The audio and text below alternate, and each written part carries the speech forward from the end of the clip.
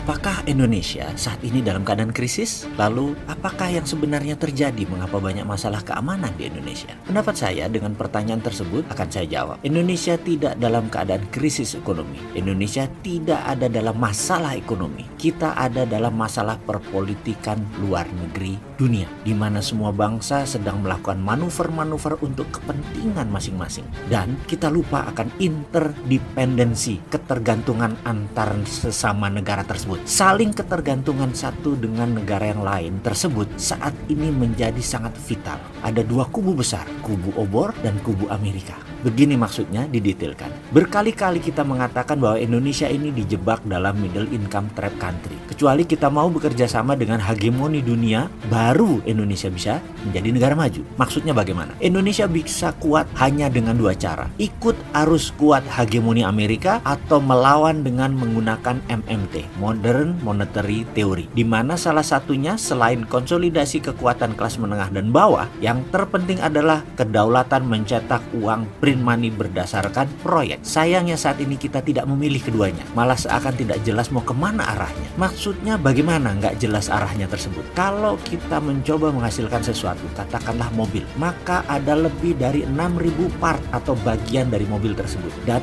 6.000 part tadi bisa sumbernya dari 50 negara lebih. Catnya dari mana? Businya dari mana? Pernya dari mana? Shock breakernya dari mana? Interiornya dari mana? Kacanya dari mana? Dan berbagai bagian lainnya. Kalau kita bukan bagian dari hegemoni Amerika, maka sumber part itu tidak ada yang menyuplai. Kalau ada yang mau menyuplai misalnya, Jepang akan diperingati dengan keras oleh Amerika. Korea Selatan akan diperingati dengan keras. Taiwan, Singapura, semua akan di warning, akan diperingati oleh Amerika. Tujuannya agar mobil tadi tidak jadi atau tidak bisa Indonesia bikin mobil. Mana lagi buktinya? R80 pesawat terbangnya Pak Habibie. Funding tidak ada yang mau bayarin. Dan berbagai aturan atau peralatan yang tidak diberikan oleh Amerika ke gedungnya agar Indonesia tidak menjadi kuat atau tidak menjadi berdaulat. Kita miring ke Cina. Tetap tidak akan dibuat oleh Cina Indonesia sebagai negara produsen. Indonesia tetap tidak bisa berbuat sesuatu. Yang ada hanya perpanjangan tangan Cina merakit produksi Cina atau dibuatkan hanya infrastruktur statis. Kalau infrastruktur dinamis seperti power plant, pembangkit tenaga listrik, mutu barangnya sesuai pengembalian modal. Kembali modalnya misalnya 15 tahun. Ya barang itu 15 tahun nol nilainya, depresiasi. Jadi ujung-ujungnya di tahun ke-15 tidak dapat apa-apa.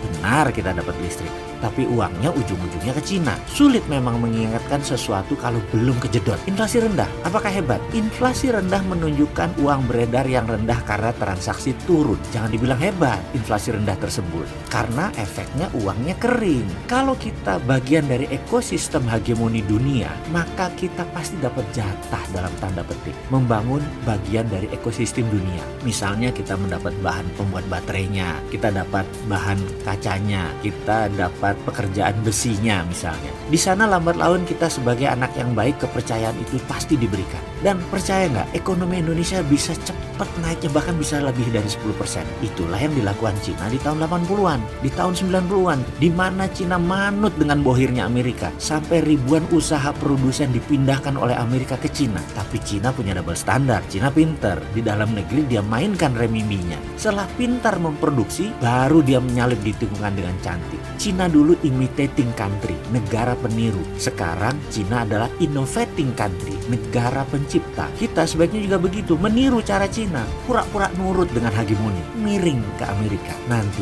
akan dikasih kerjaan memproduksi kecil-kecilan, bagian dari ekosistem ekonomi hegemoni dunia yang mainstream. Dan percaya nggak, mendadak demo-demo hilang loh.